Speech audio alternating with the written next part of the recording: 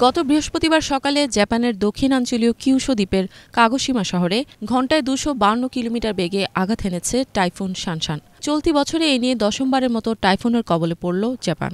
শক্তিশালী টাইফুনের আঘাতে লণ্ডভণ্ড হয়ে গেছে কাগোশিমা। দেশটির স্থানীয় সংবাদ মাধ্যম জানিয়েছে, এই ঘটনায় কমপক্ষে ৪ জন মারা গেছেন, আহত হয়েছেন অর্ধশত মানুষ, নিখোঁজ রয়েছেন একজন। দেশের বিশাল অংশ জুড়ে প্রবল বাতাস ও বৃষ্টিপাতের কারণে লাখ লাখ মানুষকে আশ্রয় কেন্দ্রে চলে যাওয়ার নির্দেশ দেওয়া হয়েছে। টাইফুন শানশানের কারণে শহরের সব সুযোগ সুবিধা বন্ধ হয়ে গেছে। স্থানীয়দের ব্যবসা এবং পরিবহন পরিষেবা ব্যাহত হয়ে পড়েছে। শক্তিশালী টাইফুনের কারণে টোকিও টু হিরোশিমা ট্রেনের যাত্রীরা প্রায় ১৩ ঘণ্টা ট্রেনের ভিতরে আটকা পড়েছিলেন। শেষ পর্যন্ত ট্রেনটি বাতিল করে টোকিও স্টেশনে ফিরিয়ে আনা হয়। বৃহস্পতিবার ও শুক্রবারের ১,২২৭টি অভ্যন্তরীণ ফ্লাইট বাতিল করেছে জাপানের এয়ারলাইন্সগুলো।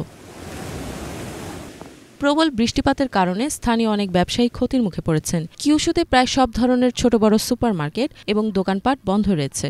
শুধুমাত্র কাগোশিমা এবং মিয়াজাকিতেই প্রায় ২,৪০০ আউটলেট বন্ধ রাখা হয়েছে। চায়না সেন্ট্রাল টেলিভিশন সিসিটিভিকে এক ভুক্তভোগী জানান, তিনি জানতেন টাইফুন আসছে, তবে এটা এত প্রবল হবে জানতেন না।